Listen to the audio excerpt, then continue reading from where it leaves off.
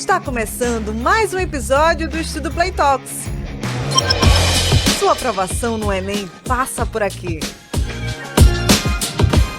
Oi, gente! Você está acompanhando aí a maratona, né? A gente acabou de passar por uma aula incrível de Rayara, sempre trazendo assuntos importantes que devem cair na redação, que com certeza você vai tirar nota 1000. Por aqui a gente vai dar um play nos nossos estudos de outra forma com o nosso Estudo Play Talks. Sejam muito bem-vindos. Comigo, Raoni e Breno, sempre na bancada, e hoje a gente vai falar sobre pressões estéticas e saúde mental dos jovens. Olha só, o Brasil é um dos países que mais realiza procedimentos estéticos no mundo. A Sociedade Brasileira de Cirurgia Plástica divulgou que mais de 1 milhão de procedimentos são feitos todos os anos no país. E a pressão para alcançar um padrão de beleza ideal não afeta só adultos, mas principalmente e especialmente os jovens sentem esse impacto. Pressão estética também está ligada a comportamentos de risco, como o uso de anabolizantes, dietas extremas, que podem comprometer a saúde física e mental. Isso é só um pedaço do que a gente vai falar hoje, gente, porque o assunto é bem abrangente, né, meninos? Eu quero fazer uma pergunta que pode parecer muito pessoal, mas eu acho que vai nos dar um guia para a gente começar a conversar. Vocês já pensaram em fazer algum tipo de mudança, procedimento estético? Ah, não porque eu não poderia fazê-lo, né? Mas eu tive muita dificuldade em me aceitar como um homem negro, visto que eu sofri pressões estéticas, especialmente na adolescência, isso era muito notável. Em ambientes como a própria escola, era muito difícil ser um homem negro enfim, é óbvio que a gente pensa o que é que poderia ser diferente, mas, bom, não há nada que possa ser feito a não ser se aceitar, não é? Pelo menos no meu caso. Acho importantíssimo o teu ponto, Raoni, porque a gente vai passar por vários lugares, mas o recorte negro para corpos pretos é completamente diferente nessa pressão. E para ti, Breno, como é que isso te atinge, a questão da pressão estética? Ou não te atinge também? Já, eu tive, mas foi breve, que foi com a questão da calvície, né? E o que é que acontece? A gente já falou aqui em alguns outros episódios que o nosso córtex pré-frontal, que é a nossa parte que está relacionada à tomada de decisão, ela está mais ou menos amadurecida ali aos 22 anos de idade. E é por isso que a gente tem essa questão da saúde mental dos jovens, né? Que eles são expostos a esse mundo de modificações, de possíveis modificações, e a gente ainda não tem até os 22 anos de idade, essa capacidade de tomar decisões que vão ser para a vida inteira, né? Então, quando aconteceu esse fato da calvície começando a chegar, eu já era adulto, deveria ter ali meus 25, 26 anos, e aos 28 tomei essa decisão, que não foi fácil, claro, porque a gente é bombardeado, né, por questões das mídias, redes sociais, televisivas, mas eu consegui tomar essa decisão de maneira saudável e até que rápida. Acredito que por uma questão de maturidade, de já ter uma decisão do que eu queria para mim, acabei tomando essa decisão, mas sim, passei por essa questão dessa pressão social. Por que eu estou fazendo essa pergunta para vocês? Porque a gente tem um recorte agora que é juventude. Você falou muito bem, né? A juventude ainda não tem a formação completa, nem mesmo da própria psique, quanto mais do corpo. Então a gente tem esse recorte, mas a pressão estética ela nos atravessa enquanto sociedade ao longo do tempo. E a gente vai entender um pouquinho mais sobre isso com Rayara, que deu aula agorinha para a gente na nossa maratona. Ela vai falar um pouco sobre como a beleza atravessou a filosofia, a sociologia, a história, e a gente vai acompanhar agora. Os padrões de beleza existem desde que o mundo é mundo, de que a sociedade é sociedade, e incidem de diferentes formas de acordo com as épocas, ou seja, eles não são estáticos. Se a gente faz um comparativo, por exemplo, com a Vênus paleolítica pré-histórica e a Vênus renascentista, nós vemos claramente representações artísticas distintas. No momento no qual o padrão de beleza era ligado à perspectiva de sobrevivência, o corpo da mulher ele é tido como bonito quando farto, gordo, com seios protuberantes, com um quadril largo, diferentemente, por exemplo, da Vênus que sai da concha na fase renascentista, em que a gente vai ter um corpo mais magro, um cabelo longo, uma relação, inclusive, dos padrões de beleza com os processos de modificações artísticas que aconteciam naquele momento da história. Quando nós tratamos da sociedade capitalista, o caldo da discussão engrossa um pouco, porque nós vamos ter uma incidência direta da perspectiva lucrativa sobre os corpos, sobretudo femininos. É muito importante salientar que existe um recorte de gênero nessa discussão. Então, existe uma jornalista norte-americana chamada Naomi Wolf, que escreveu um livro intitulado O Mito da Beleza. Dentro desse livro, ela apresenta um conceito intitulado corpo capital. A partir desse conceito, a Naomi Wolf, ela nos faz refletir sobre como o corpo, na sociedade capitalista, começa a funcionar como território onde operam transações econômicas, operações financeiras e incide a lucratividade. Daí, por exemplo, uma das maiores manifestações dos padrões de beleza na contemporaneidade serem os procedimentos estéticos. Porque esses procedimentos estéticos vão incidir nos corpos dos indivíduos, fazendo com que haja a lucratividade para um mercado muito específico que hoje no Brasil lidera aí vários índices sociais e econômicos. Ainda pensando sobre isso, eu acho muito importante nós termos a concepção de que, além de fazer com que os indivíduos adotem comportamentos específicos, os padrões de beleza promovem violências relativamente à subjetividade dos sujeitos. Isso pode ser pensado à luz, por exemplo, do conceito de corpos dóceis, apresentado por Michel Foucault, a partir do qual ele explica que existem processos disciplinares que incidem sobre os corpos dos indivíduos em sociedade, fazendo com que eles adotem posturas e comportamentos específicos. Os padrões de beleza atuam exatamente executando esse processo disciplinar nos corpos em sociedade. Outro ponto importante também, para a gente pensar filosoficamente aqui, é na questão da violência simbólica. Pierre Bourdieu, sociólogo francês, argumenta que a violência simbólica ela acontece por causa da manifestação de um poder simbólico, ou seja, que não necessariamente é tão visível, mas que faz com que os seres humanos adotem posturas e práticas específicas, ou que ainda, por meio de um olhar, por meio de um gesto, que não necessariamente uma agressão física, essa pessoa ela vai ser violentada. Então, quando, por exemplo, a subjetividade de um indivíduo é invadida pela gordofobia, pelo racismo, pelas questões de gênero, por exemplo, caso uma mulher ela decida simplesmente não fazer a depilação, nós temos aí um poder simbólico desempenhando uma violência simbólica e que vai fazer com que essas pessoas não somente possam procurar procedimentos estéticos, mas passem por adoecimentos como, por exemplo, os transtornos alimentares, que levam, inclusive, as pessoas à morte. Então, discutir sobre os padrões de beleza de uma forma crítica, densa e voltada para uma reprogramação comportamental é um ato de responsabilidade social e ética e que, evidentemente, pode ser cobrado de você na sua redação do Enem. Acho que o termo que Rayara trouxe, que foi para mim mais impactante, é violência. E aí, quando eu perguntei para vocês se vocês já pensaram, é muito de um ponto de vista masculino e feminino, porque esse tema atinge primordialmente, sobretudo, as mulheres. É impossível falar de pressão estética e não pensar na indústria da beleza, como ela mesma trouxe, né? O capitalismo leva a gente também a crer que a gente precisa fazer mudanças o tempo todo. A sociedade nos leva a crer que a gente precisa se modificar o tempo inteiro. E eu, conversando com os meninos nos bastidores, que a gente sempre faz isso antes de entrar, eu disse, gente, eu penso o tempo todo, o tempo inteiro, em fazer alguma mudança estética, ainda que seja ínfima, em mim. Porque mesmo que não haja, de fato, um problema que eu veja no espelho, isso é muito forte. E aí, o que a gente é impulsionado? Pela internet. Isso. Que é o tempo todo mostrando pra gente Bombardeado. anúncios enormes, desde compras a cirurgias e procedimentos. E aí a gente começou o programa, Raoni, falando sobre que o Brasil é o campeão, né? Ele atingiu essa marca de ser o maior em cirurgias plásticas. Quais são os outros países?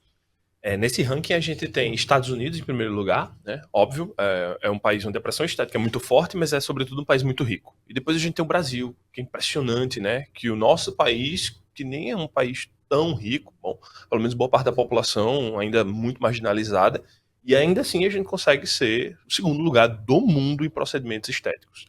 Em seguida a gente tem o Japão, outro país que passa por pressões estéticas muito pesadas. No Japão, a coisa de caber dentro de um padrão é algo muito reforçado, né? Aqui no Brasil, ainda que a gente reconheça a existência desse padrão, ainda admite, até pela miscigenação e outros fatores, a existência de dada diversidade. No Japão isso é muito estreito, então eles fazem realmente um esforço homérico para entrar nesse padrão. E no mais a gente tem países europeus como Itália, Alemanha, ainda a Turquia, que tem surgido aí como um destino, inclusive, de turismo de saúde. As pessoas vão para a Turquia para fazer procedimentos a preços bem mais baratos do que no resto do mundo, não só pelo câmbio da moeda, mas também pela própria estrutura de saúde construída naquele lugar. Eu queria chamar a atenção, no entanto, na sua fala instantes antes, em que você falava sobre o tanto que a publicidade é empurrada no nosso sentido. E eu chamaria a atenção para o fato de que não só ela, né? Na verdade, boa parte do conteúdo que a gente consome nas redes sociais, não só aquele que cabe dentro de uma estampa publicitária, ele acaba sendo um conteúdo que molda a nossa visão sobre a realidade. A gente tende a acreditar que a rede social onde a gente passa... no Brasil é absurdo, né? No Brasil a gente está chegando próximo de números de 10 horas dia em rede social.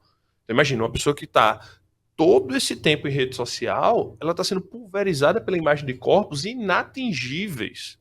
E por vezes com a sua própria imagem, visto que através do uso de filtros e de outras ferramentas, a gente cria uma imagem da gente que a gente depois não aceita fora daquela rede social, né? Óbvio, tudo isso muito bem arquitetado para empurrar a gente na direção que está efetivamente empurrando, né? Que é tornar o Brasil um país onde a preocupação estética é gigantesca, até porque, como a Rara falou no vídeo, tudo isso é movido pela violência, né? E aí, em que sentido a Rara aponta essa violência? É no sentido da gente ter uma pressão para fazer com que o outro faça aquilo que eu quero que ele faça. E o que é que se espera deste outro? A gente espera que ele seja capaz de consumir, de rodar a roda do consumo, já que essa é uma indústria bilionária. A gente está falando possivelmente, pessoal, de mais de 600 bilhões de dólares que circulam nessa indústria. Então há, obviamente, uma violência que nos empurra no sentido de promover tais procedimentos, de utilizar produtos diversos para buscar alcançar essa estética, que, como a gente sabe, é inalcançável, né? No padrão que se coloca, é inalcançável. Eu ainda volto a falar do ponto que Breno trouxe sobre como isso atinge principalmente para quem não tem nenhuma formação ainda, né? A gente tem um monte de publicidade no nosso rosto, você pontuou muito bem, mas a gente consegue ter uma capacidade de dizer, isso não me serve muito, né? Acho que eu não me cabe, que eu não quero ver isso. Quando você está numa construção ainda do seu próprio corpo, porque a adolescência é um momento esquisitíssimo à parte, né? Eu imagino que vocês que trabalham muito com jovens devem ver muitas características diferentes acontecendo e muita preocupação também com a imagem, a própria imagem, né? E ainda mais no mundo do selfie, que tudo é se olhar o tempo todo.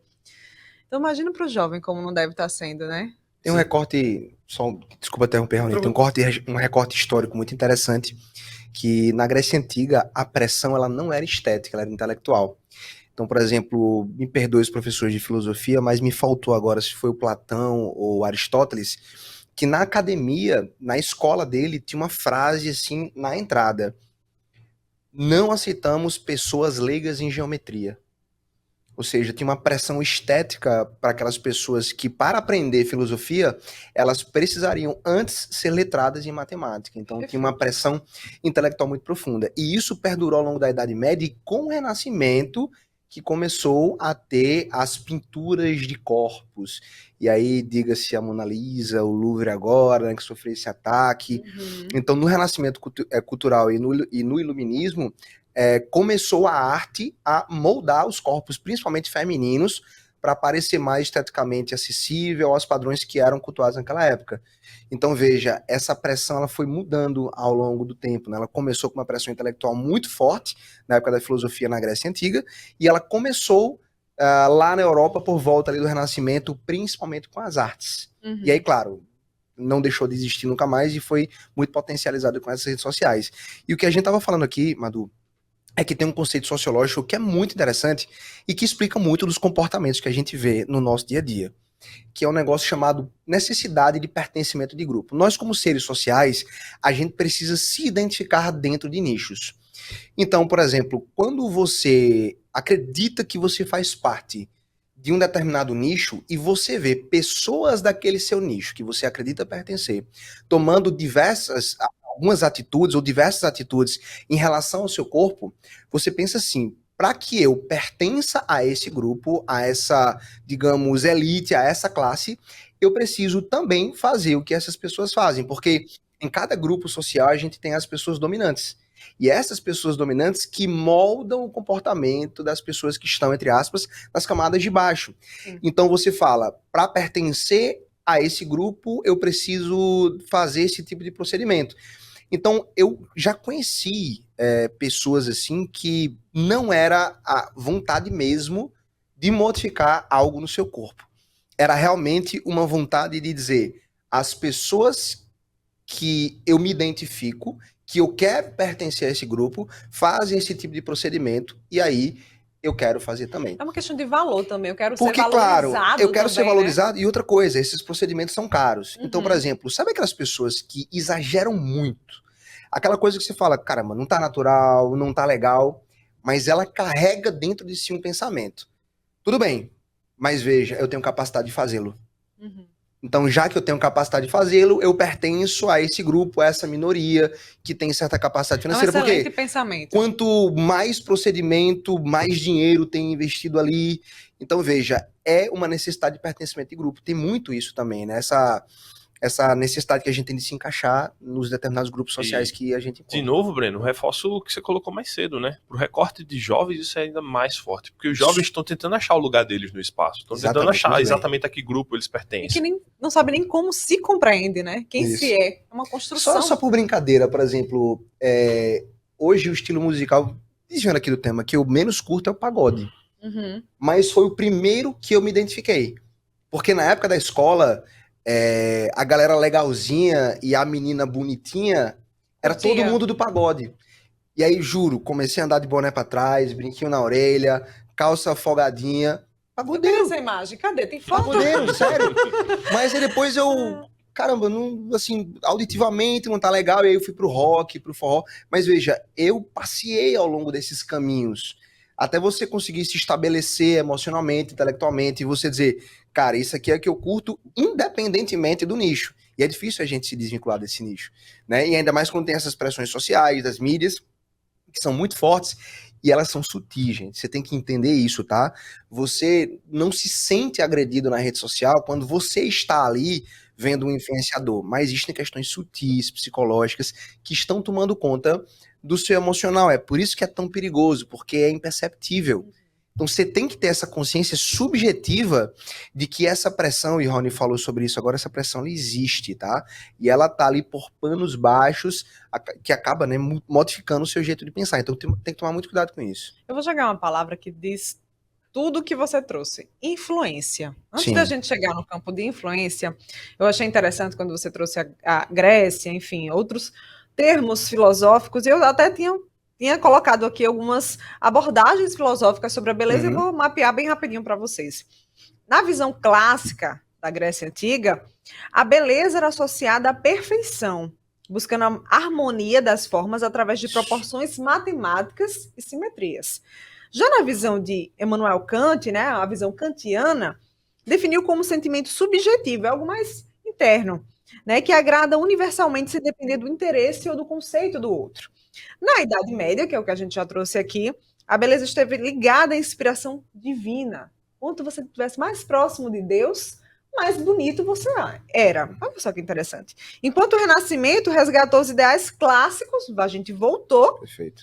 E voltou o protagonismo artístico, corpos mais artísticos. E a gente viu muito isso até nas igrejas, né? Nas artes, de fato, a gente via essas peças com umas revoluções estéticas mais diferentes. Eu botei o termo influência aqui porque eu acho que quando a gente fala em impressão estética, a gente pensa logo nos influenciadores. É impossível você não seguir uma pessoa e não vê-la com uma rotina exaustiva, acorda 4 da manhã, diz que faz pilates, yoga, academia, toma shake, enfim, e os jovens estão onde? Se não na internet, vendo tudo isso e pensando, eu também quero ser assim. A gente tem que entender que essa rotina, ela é editada. Exatamente. Né? Eu acho que essa palavra editado não é só para foto. É para atitudes que a gente toma no nosso dia a dia, né? Então ninguém consegue ter essa rotina perfeita, de acordar às 4, tomar banho gelado e já já lê um meditar, já livro. lê o livro, e aí você começa a trabalhar com o seu cafezinho. Gente, isso é uma edição, tá? É mais uma pressão que a gente sente. E outra coisa, essa questão da pressão estética não é só pra beleza, é para as Perfeito. atividades também. A Inclusive, Breno, estética tem um da nome, né? perfeição do dia. Asteric. A gente fala muito. Isso, perfeito. Tudo é uma coisa asteric. A minha rotina é asteric, o meu cabelo é asteric, a minha roupa é asteric, porque ela cabe numa estética convencional.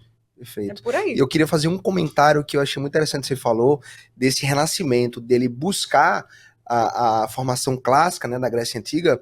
Por exemplo, Leonardo da Vinci, quando pintou a Mona Lisa e o Homem Vitruviano, ele utilizou matemática super fina para conseguir, por exemplo, por que a Mona Lisa é tão famosa? Porque ali existe uma simetria, existe diversas questões, por exemplo, da razão áurea, a proporção entre cabeça, pescoço, tronco, o homem vitruviano, que é aquela imagem com o homem com os braços abertos, aquilo ali existe uma perfeição geométrica que se pensava que era o ideal na Grécia Antiga. E isso veio no Renascimento Cultural. Então, veja, entrou muita questão da matemática nisso, né? E hoje a gente vê isso também. Por exemplo, com os influencers fitness, o seu corpo agora precisa ter padrões bem definidos. Então, 40 de bíceps, é o homem vitruviano do Renascimento. Exatamente. Qual é o problema disso, né? Em última análise, gente. A gente tá falando que aproximadamente 1 a cada 20 usuários desses inveterados de rede social vão acabar sofrendo problemas gravíssimos, como dismorfias corporais. Isso quer dizer o seguinte, que você vai, depois de ser exposto àquele conjunto de corpos que são dramaticamente inacessíveis, eu acho que eu nem duvido que tais rotinas possam existir, tá? Mas elas são para uma fração mínima da sociedade. E eu acho que as que existem não vão para a rede. É muito provável. É muito provável, porque elas estão ocupadas aquele senhorzinho no sertão, né? Que tem aquela vida ali mesmo. Uma pessoa realmente da capital mesmo, que ela tá tão preocupada em fazer a sua coisa, que ela não quer mostrar isso pra ninguém.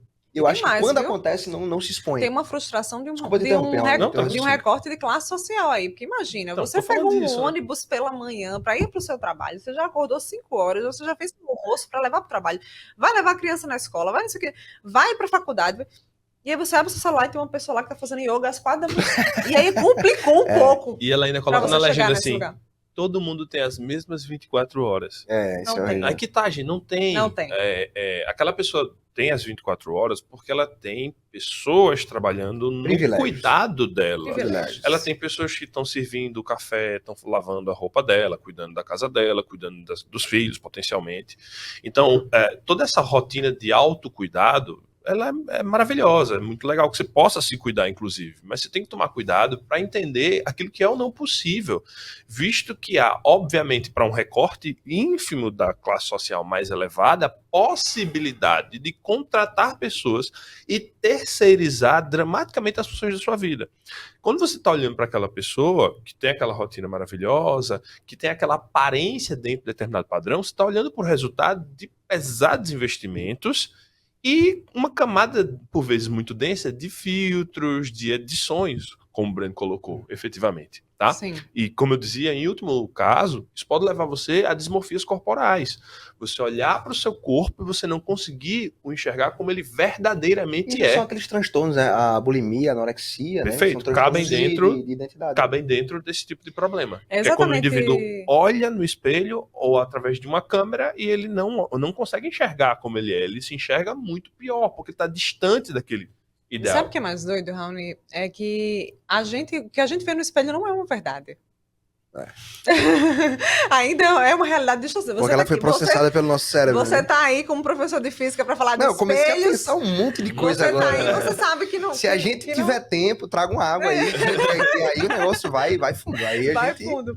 Mas quando você fala em anorexia, bulimia, vou voltar ainda para a questão estética, principalmente feminina. A gente veio de um período do conceito body positive. Houve uma época em que, há não muito tempo atrás, de que houve esse movimento social para a gente abraçar os corpos que não são padrões. O que são esses corpos não padrões? Corpos que não são magros, que não são incapazes. Aqueles corpos que a gente vê na passarela, nas revistas. Então, o Body Positive dizia, gente, há outros corpos no mundo, há outras pessoas de várias formas, miscigenadas, inclusive, porque a gente vive num país, principalmente no recorte brasileiro, de que a gente tem uma ligação com diferentes tipos de cores, raça. Claro. Então é muito difícil você encontrar aquele corpo da revista, da televisão, da moda, da passarela Padrão, na sua né? vida real. Esse movimento foi muito forte, importante, principalmente para as meninas se aceitarem um corpo que tem. E agora a gente está vendo um movimento contrário. Voltamos para a magreza cadavérica. Pode anotar esse termo aí, magreza cadavérica. Que a gente abre a nossa tela do celular e a gente vê meninas cada vez mais magras. Eu coloco meninas principalmente por conta do recorte de gênero. Cada vez mais magras e buscando esse corpo inalcançável. E aí a gente está vendo o surgimento de medicações Isso. que tem para outros fins. Mágicas, né? Exatamente, para outros fins, vale ressaltar esses medicamentos, como o Mounjaro, Ozempic, que você está vendo que está se popularizando muito rapidamente e facilmente. Ele tem outro fim, como para diabetes, para controle de pressão. E aí, do nada, surge esse movimento para vamos todos emagrecer, tomar um comprimido e tudo vai dar certo. Vocês têm acompanhado esse movimento Mounjaro, Ozempic? Como é que vocês estão vendo essa relação na internet? Um negócio meio inevitável, né? Porque acaba que percolou em camadas muito profundas da sociedade. Então, para onde você vai, existe alguém falando sobre o assunto ou refletindo acerca do uso desse tipo de medicamento. Eu creio que aí cabe também, pessoal, uma análise que é a seguinte. Assim como acontece com os objetos e com a moda, que traz para a gente a chamada obsolescência perceptiva, né? Aquilo que torna o objeto perecível simplesmente pela sua aparência, porque ele não cabe mais naquele momento. Então, você tem uma roupa que é de uma coleção do ano passado. Então, seu colega identifica que aquela roupa é mais antiga, que ela não é a roupa da moda, ou ainda a forma como os calçados mudam de característica para tentar abraçar o tempo e a moda, para obrigar você, como a Rayara colocou mais cedo, através da violência, a uma rede de consumo. Isso. Para os corpos, se busca fazer algo parecido. A forma como os corpos vão numa espécie de pêndulo, né, de um corpo mais próximo não sei, não queria usar a palavra natural, mas um corpo mais gordinho e daqui a pouco muito mais magro. Esse pêndulo, ele serve para quê? Ele serve para garantir que o padrão de beleza seja efetivamente inalcançável, porque ainda que você se aproxime dele, vem uma mudança social e aí você tem que mudar de novo o seu corpo para adequar às pressões sociais. E essa mudança exige consumo. Perfeito. Sempre Agora mais do vamos que desembocar nunca. no consumo. Agora mais do que nunca. Você tem um produto que é caro, aliás, mas que se apresenta como uma solução definitiva para um problema, para o que a pessoa acaba enxergando como um problema. Né? O próprio movimento Body Positive tentou lutar muito para tentar diversificar esses padrões. Hoje a gente pode até atualizar esse movimento, né? Se fala muito mais sobre o body neutral, né? Ou seja, neutralizar a ideia de corpo X ou corpo Y. O seu corpo, ele é o seu corpo e ele precisa ser aceito da forma como ele é. Não que ele precise se encaixar em padrão X ou Y. Então, mas, enfim, tudo isso volta a essa ideia de que se cria uma solução maravilhosa, miraculosa para resolver um problema com o qual a sociedade mesmo criou esse problema. Né? Ele não existiria se essa um ciclo retroalimentado, né? Sim, só um parêntese grande que eu acho que a gente precisa fazer, né, pessoal? Por favor. É preciso tomar cuidado apenas para que a fala da gente não seja mal interpretada quanto ao fato de que há pessoas que, de fato, precisam buscar um tratamento não por pressões estéticas, não é? Perfeito, mas por questões de saúde. Essa diferença tem que estar dada de forma muito clara. Uma coisa é aquilo que você faz para atingir determinados padrões estéticos, isso é uma pressão estética. Outra coisa é aquilo que você precisa fazer para cuidar da sua saúde, do seu corpo, da sua longevidade. E não é uma problemática em relação às cirurgias plásticas, porque tem muita gente que precisa das cirurgias plásticas, de fato, para soluções de saúde mesmo, né? Então, cirurgias de reconstrução. De reconstrução, exatamente. Então, e tem coisas que podem te incomodar, e não há problema nisso, de você ir lá e fazer uma cirurgia que atenda à sua necessidade. Afinal, se há essa possibilidade, por que não? O que a gente está falando é como isso tem influenciado pessoas negativamente a procurarem cirurgias desnecessárias, às vezes numa idade que a pessoa ainda nem se construiu completamente. É uma questão de consciência isso. E assim, só complementando um dado nesse sentido, né? 50% dos médicos nos Estados Unidos recebem pacientes com a seguinte fala: eu gostaria de ficar parecido com a minha foto nesse filtro aqui. Nossa. Entende? E essa é a questão, né? Quando você quer, de novo, buscar um padrão, buscar algo que você viu num filtro de rede social, que é, de novo, algo praticamente inalcançável, e vai recorrer a tratamentos médicos para isso, aí é que fica realmente muito complicada. Exato. Antes da gente, enfim, na produção desse programa, né, desse episódio em específico, encontrei um vídeo que eu posso te indicar, está na página oficial da BBC, mandei aqui para os professores também, para eles acompanharem. E era uma menina de 28 anos, só descrevendo um vídeo um pouco antes de você assistir, 28 anos, que ela percebeu que estava próxima aos 30 e por conta disso decidiu se rejuvenescer. E aí modificou o rosto inteiro. Lábios, nariz, as maçãs do rosto, né? Porque a harmonização facial também está muito em alta. Puxar as sobrancelhas, então ela virou outra pessoa, completamente diferente. Então imagina o quanto isso não deve ter afetado também o psicológico. Porque até para passar por essas cirurgias é necessário que você compreenda psicologicamente o porquê.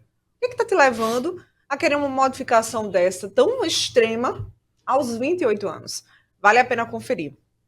Gente, eu tenho também aqui uma outra indicação, que é um filme que lançou em 2025, A Substância. Não sei se vocês assistiram, acompanharam. Inclusive esteve no Oscar, né? Foi indicado ao Oscar.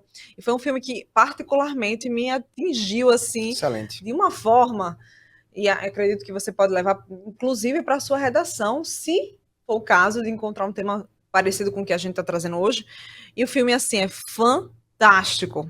Se vocês ainda não assistiram também, é excelente, porque trata justamente, principalmente do etarismo, que também cabe nessa questão da pressão estética.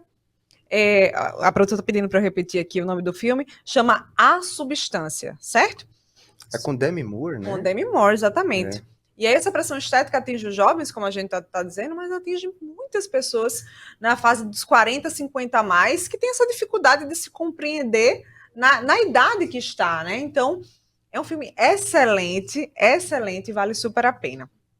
Como é que esse tema pode cair no Enem? Vamos para a nossa pergunta final? Você estava falando aí sobre o etarismo, né? E eu pensei que isso dá um episódio à parte. A gente podia falar, por exemplo, sobre como esse tratamento que é dado para os idosos na nossa sociedade é muito problemático. Na prova de geografia, é notável como isso pode ser uma questão, inclusive linkando o etarismo com a questão demográfica. A gente precisa lembrar que o Brasil é um país que está envelhecendo de forma acelerada e que a gente vai lidar cada vez mais com idosos fazendo parte da sociedade, eventualmente fornecendo, inclusive força de trabalho e experiência. Então isso é muito importante. Eu lembro daquele conceito sociológico que a gente falou, que é a necessidade de pertencimento de grupo, tá? Eu acredito que pode ser repertório para a tua redação, você usar esse conceito, assim como também na sua prova de ciências humanas, né? Essa questão que a gente tem de estar socialmente inserido e ser aceito por um determinado nicho. Vou dar mais uma indicação para vocês, também da BBC, dessa vez é uma matéria que vale super a pena ler, que faz todo um apanhado do que a gente conversou aqui, que chama Moda, a magreza extrema virou a nova tendência nas passarelas. Vale super a pena, gente, de verdade, não só para o teu repertório, como a gente sempre diz, da prova, mas para a vida mesmo. Você que utiliza muito redes sociais, faz uso de filtro, né, nos stories, enfim, no Instagram, enfim, todas as redes sociais, vale a pena também se olhar e se reconhecer com carinho, fazer essa leitura para você compreender melhor do que a gente quis tratar aqui com vocês, certo? Para quem perdeu algum trechinho do que a gente conversou, a gente está lá no Spotify e Deezer, nas principais plataformas, não deixa de acompanhar e de mandar para os seus amigos também. Te lembro que a gente está no Instagram, @istodoplay. Também vai ser bom demais te encontrar por lá. Gente, muito obrigada pela participação de vocês. Esse tema com certeza deve voltar com outras nuances, né? Vai sim. Ó, cheiro grande. Até mais. Tchau. Olá, pessoal. A dica de hoje é para que a vírgula não se torne uma vilã para você também. Hoje nós vamos aprender quando não usá-la. Muito importante essa dica para a sua redação. Então preste atenção aqui comigo. Olha só. Eu não devo usar a vírgula para separar o sujeito do verbo, certo? Ou seja, o sujeito do predicado. Não se deve usar vírgula, em hipótese nenhuma, para separar o sujeito do predicado. Ou seja, isso significa que é muito errado eu chegar e dizer assim, o rapaz encontrou as encomendas. Não dá, em hipótese nenhuma, porque eu estaria separando o sujeito do predicado com o uso da vírgula. Eu não posso usar a vírgula para separar o verbo do complemento, porque eu estaria fazendo uma separação inadequada. Então, eu não posso dizer comprei, vírgula, tudo o que precisava. Não dá, certo? E eu não posso separar o nome do complemento. Neste caso, um complemento nominal. Onde é que eu tenho o nome aqui? Raiva. Então, tive raiva daquela situação. Não dá, certo? Não dá para você usar nesses 3 casos. Então, para que a vírgula não se torne uma vilã para você também, nós estamos dando essa dica para que você fique ligadinho e arrase na sua redação, ok? Fala galera, professor Sandro Marques na área para uma dica espetacular sobre hidrostática. Vem aqui comigo, olha só. Empuxo. Primeira coisa, o que é empuxo? O empuxo é uma força que surge sempre que você mergulha um corpo em um fluido. Esse fluido pode ser um líquido e pode ser um gás. Então você mergulha aqui um corpo, por exemplo, nesse líquido, 2 forças irão atuar sobre ele. O seu peso e a força de empuxo, que é sempre uma força vertical apontada para cima. Por quê? Porque essa força é gerada pela diferença de pressão entre a parte de baixo e a parte de cima. De acordo com o princípio de Stevens, a pressão embaixo é maior, a pressão em cima é menor. Isso vai gerar uma diferença de pressão que vai dar origem a uma força sempre vertical apontada para cima, que nós chamamos de empuxo. E a grande dúvida é, como se calcula o empuxo? O empuxo é sempre igual ao peso do líquido deslocado. Atenção, não é o peso do líquido que tem aqui, é o peso do líquido deslocado. Como assim? Você não mergulhou um corpo aqui? Ele não ocupou um certo volume desse líquido? Então você tem que calcular o peso desse líquido deslocado. Mas o peso não é a massa vezes a gravidade? E se densidade é massa sobre volume, você concorda que a massa vai ser a densidade vezes o volume? E está aqui o grande problema do estudante. O empuxo é a densidade vezes o volume vezes a gravidade. E por que às vezes ele se perde? Porque ele não sabe que densidade é essa, que densidade é essa. Essa densidade é a densidade do fluido que envolve o corpo. Já esse volume é o volume do líquido deslocado. Não é o volume do líquido que tem aqui. Pode ou não ser igual ao volume do corpo. Só será igual ao volume do corpo se o corpo estiver totalmente mergulhado. Uma dica final para vocês. Cuidado com as palavras imerso e emerso. Imerso dentro, emerso fora. O que interessa é a parte do volume que está dentro do líquido. Valeu, galera! Fala, pessoal, tudo bem com vocês? Professor Tiago Araújo aqui do Estudo Play. Passando aqui para te deixar uma grande dica. Você está vendo aqui? O nosso globo terrestre. Coisa linda, né? Ele não tem um formato circular. Muito pelo contrário, ele tem um formato geóide, ele é achatado nos polos. Mas preste atenção, você está vendo aqui todos os continentes? Eles nunca foram assim como são hoje. Eles foram passando por um processo de transformação. Nós chamamos isso de deriva continental. E essa deriva continental fez com que toda essa estrutura aqui viesse a convergir, divergir ou se transformar. Lembra, o movimento de convergência é quando as placas tectônicas elas se juntam, elas se unem.